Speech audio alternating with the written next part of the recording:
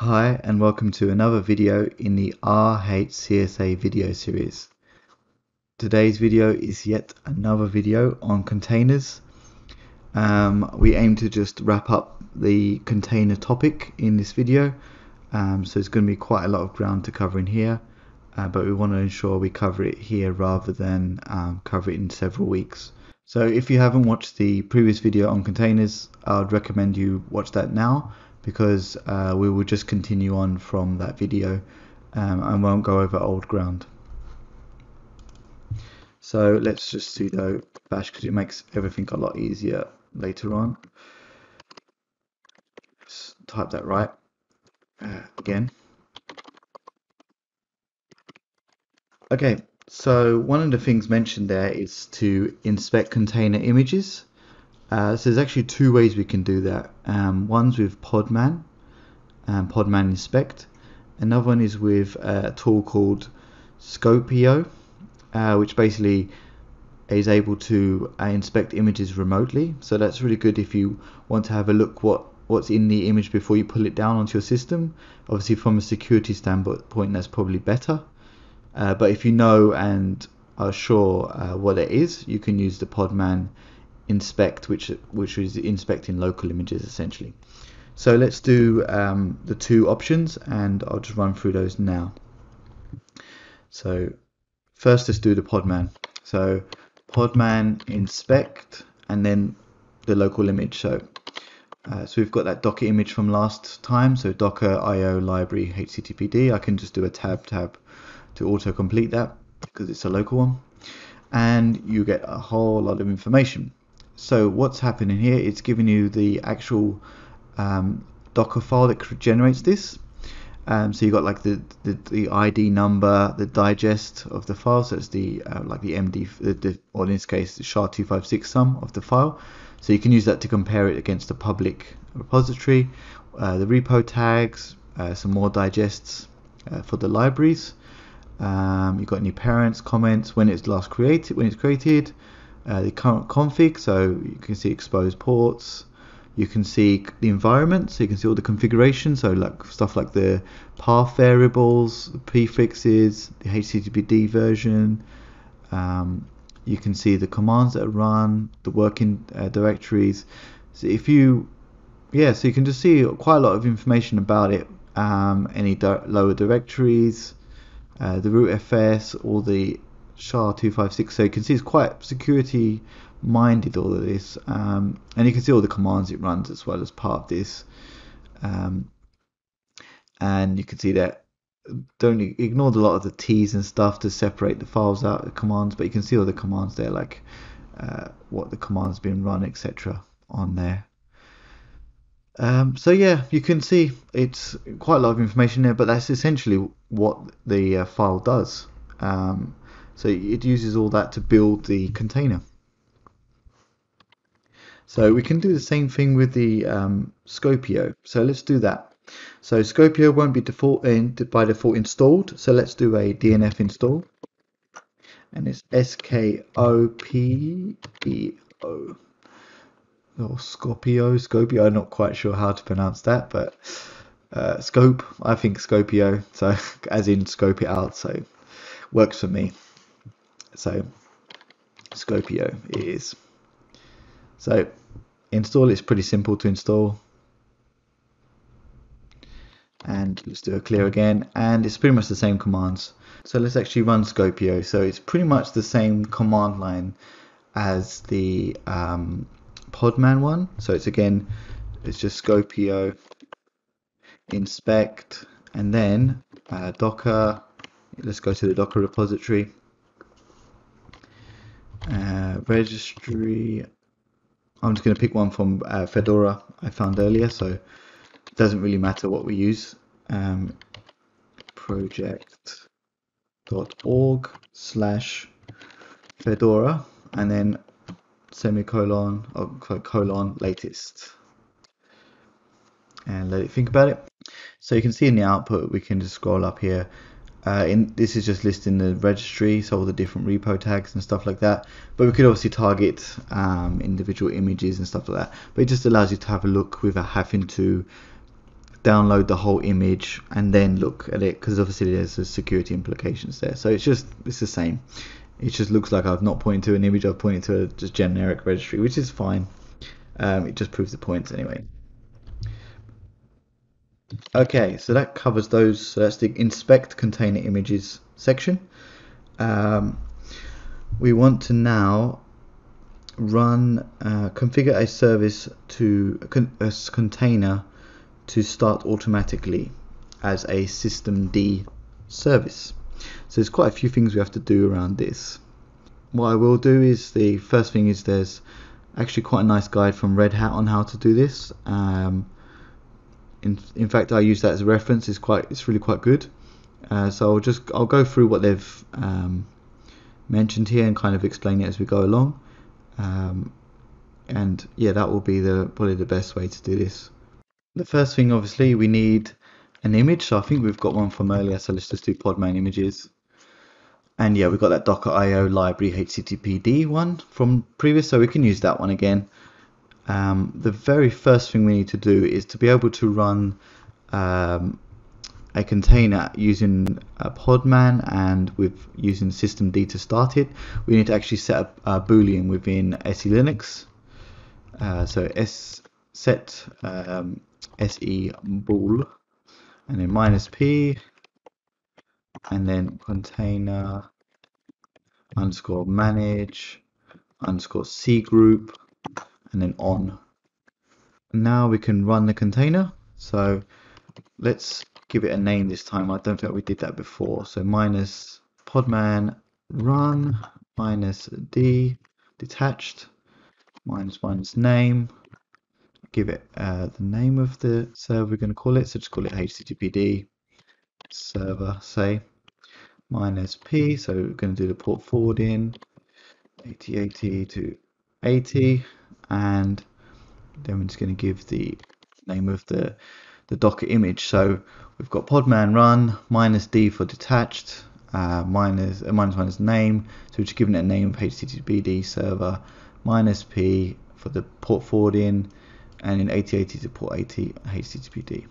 So it's listening on port 80 on the container, forwarding to port 8080 on our systems which we're going to connect to it. So we can just do the usual podman ps,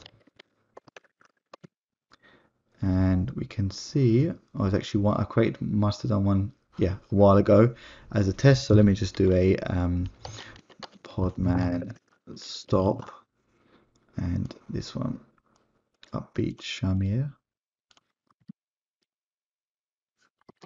Just do podman ps again to see, make sure it's cleared up. Cool. Okay, now we want to configure that container as a systemd service. So how we do that is we can actually create a .service file within the systemd directories. So let's do something like vim. You can use whatever editor you want.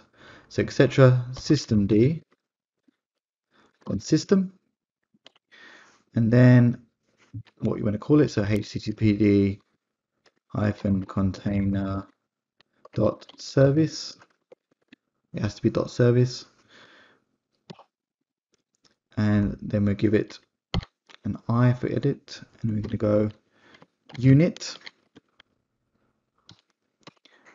Then we're going to give description equals httpd container service. Nothing too crazy there. Once. So do we have any wants for this file? So what does it need to run? Let's just do syslog. Obviously it can have multiple wants if it requires. And then service, what actually we will do, we're going to do restart equals always. So if it stops, we're going to restart it. And then we're going to say what we're going to execute on start. So if I run the systemctl start and then the service, what it's going to actually run. So exec start, and we've got to give the full path to the actual podman service. So if you haven't got that ready, you can just do where is, and then podman, it'll give you the location but I'm fairly sure it's user bin podman start -a, and then the name of the server. I think it was httpd server, wasn't it? I think it was. I hope so. Okay, if it's not, then I may have to modify this again afterwards. Exec stop equals user bin podman stop -t to, and then httpd underscore server, and then install. So this is where the actual, so when we actually enable it, where it's going to, which run levels it's going to be installed into, or targets as it's called nowadays. So we're going to say wanted by, like that, wanted by.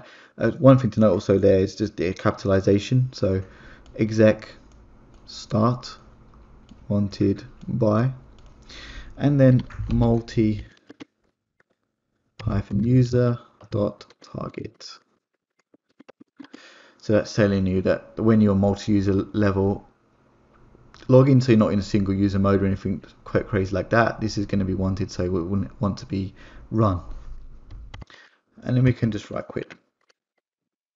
Note, if you need to, you can actually look up other ones. So you can have a look at, so you can go in systemd system and have a look at another target and have a look, maybe look for a simple one, something like, let's go syslog.service, and you can get a bit of an idea of what is required and how the format is for your own one, so we can see the wants and stuff like that. Of course, this one's probably more comprehensive, but at least you know you're going to get the major things in here that you need, so you can remember, oh, the wants, it looks like that, the description looks like this, unit, service, install. You can see all the different bits, so you can already see what you need to build, and so you don't have to start from the very start again. Okay, so now we're going to test this out. So we do a systemctl start, then we give it the name, so it's http container.service, and no prompts, so I presume that's good. Let's do a status. I've got a failed, so start request repeated too quick, failed. Okay, so it's probably because it's already running. Let's have a look, as without the service. So I may need to, let's just do a, oh, it's -server. I think that's what the problem is. Let's have a look. It was -server, not underscore. So let's go and have a look. Whoops, that's the wrong command. Syslog container. So I did hate, there we go. That's exactly what it is. The reason why it's not worked is because of hyphen versus underscore. So be very careful with the names, as always. Let's do hyphen, and right quit. I had a feeling that might be wrong, so let's just try that again. So start status. Okay, I haven't reloaded the daemon. Yep, sorry, I should have done that. Systemctl daemon reload.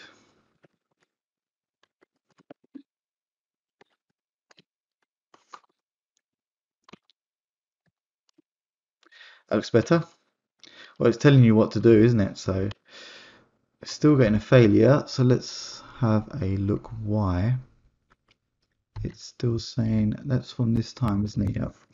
Okay, so let's keep debugging. This is all good stuff. So let's just do a stop. Status, still getting a failed. Exit code. Let's do a podman ps. It's still running. So let's do a podman stop httpd server. And then we do a start and a status. So what have I missed now? Let's have a look. Okay, so we've got the name, which is httpd-server. So what have I done majorly wrong here? server. Yeah, that will do it again. So be very careful with the names. And let me just check this path as well as a final thing. Cool. Okay, this one should work now. Man. Okay, this is all good. It's all part of the process. So let's just do a start. Okay, so now I have to do the daemon again. Daemon. Oops, spelled daemon right. That would help. And then start. And then status. Where's status? Hey, that looks better. So we've got an active and running. So there we go. That's successful. So we've started it using a service. And if we do an enable, systemctl enable httpd-container.service, we can see it's created into the multi-user target once. So that means when I'm logging into as a multi-user mode or greater, I will automatically get that service started. So that container will always run as part of the system, which is great. Okay, so that completes the configure a container to start automatically as a systemd service. So the next one to cover is quite a complex one actually. It's run service inside containers. So with containers you can obviously use the pre-built images, but you can also use a thing called a Dockerfile. A Dockerfile allows you to create essentially your own containers. You can use obviously a base image, but then use a Dockerfile to create custom actions as part of the creation of that container. So say you want a base image of Red Hat Linux, and then you have on top of it installs the httpd service, and then it configures it with a particular config and adds a I don't know, a image to the home page or something like that. You could have it all created inside that Dockerfile. So let's create a Dockerfile. So a Dockerfile is literally vim or nano, whatever you want to use, docker file like this. So docker capital D and then file. So you can create it in a new directory, probably recommended. For my sake, I'm just doing it in a very messy way just for the examples. So vim Dockerfile, and I'm going based on the Red Hat notes because it's just as easy to do this, but there's obviously you can do pretty much anything you want, but you just see the syntax here is pretty simple. It's just the commands in a sequential fashion. So we're going to do a from initially, and then that's basically where you're getting the image from. So registry dot access Red Hat. So Red Hat's got a nice one already. ub8/ub init. So it's going to get that from there. And then we're going to run this in caps, yum or whatever, yum -y install. Obviously you need -y and stuff like that, so you want to automatically accept anything because you can't get to the command line. So yum install httpd, then yum clean all, then systemctl enable httpd. So it's going to run that command, then this command, then this command in that list. Then we're going to say run echo successful web server test. So the echo is just literally print into the screen, but we can actually redirect that to a file. So we just do var www html index.html. So that's where the index is the root page for pretty much all websites. So we're putting it into the var www.html within the container. So that's going to create a home page of successful web server test. Then we're going to do a run mkdir, so make dir, etc.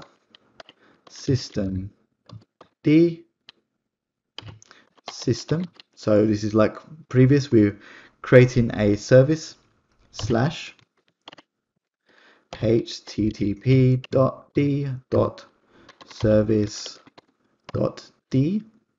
Just get etc. system d system httpd-service.d slash, and then semicolon space echo minus e. So again, we're doing some echoing, and we're doing the quotes, and we're going to echo in what we want. So brackets service. So you pull it. You'll be so the minus e means you're going to have the line encodings included. So we're going to specify everything in here. So echo minus e, then service, and then we want a new line. So slash n, and then restart equals always. So very similar syntax as previous. Okay. And then into etc. system d system httpd.service.d slash httpd.conf, and then finally expose, which means make available 80, so port 80. So let's go through this one more time. So we got where we're getting the image from. This is the image, so that's just a directory where we're getting the image from. We're going to run this following command, so run install httpd, so we're installing the http daemon. We're running yum clean all, we don't have to, but it cleans up the yum repository. And again, because we're in a container, we want to be extremely small, so we're keeping everything cleaned up as much as possible. Systemctl enable, so we're enabling httpd on boot. We're then echoing a successful web server test to this file, so we're going to make sure we have something to display on the home page to make sure it's working. Then we're going to run a make dir for this service.d, and then we're going to echo into the service.d directory with a new http.conf file. We're going to echo in service restart always. So we're just telling it to always restart the service if it crashes. And then finally, we're just exposing the port 80 to the system.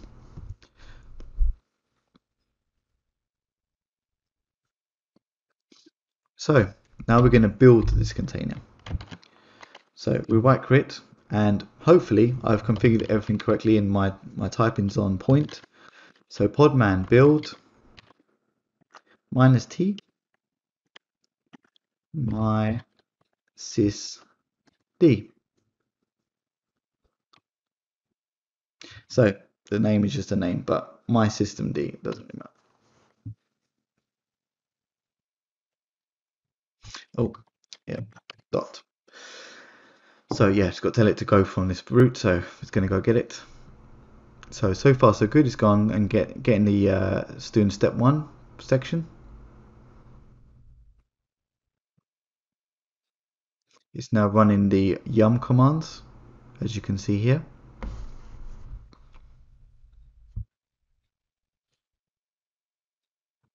So it pretty much looks as if you were in front of the system right now, but it's actually just running it in an automated fashion.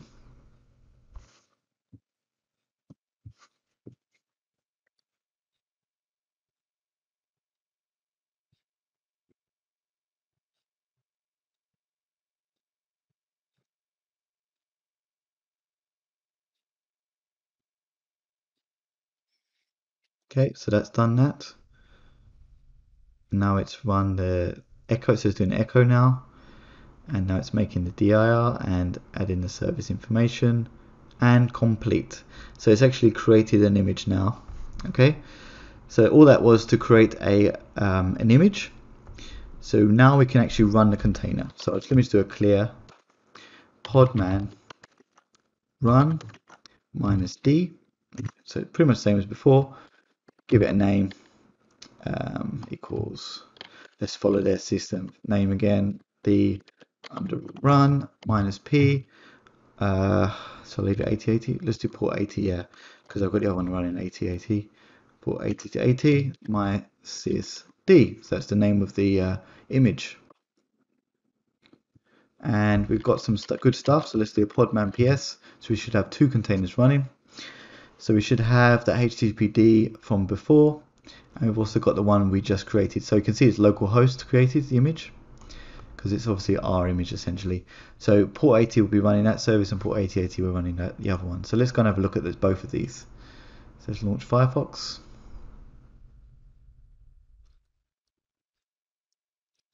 Okay, so we should be able to just do a local host for the first one, and we can see successful web server test, which is great news. And the other one was on port 8080, and it works.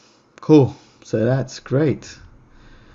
So that covers that section as well. So that's run service inside container. So we're actually running the httpd service inside the container there.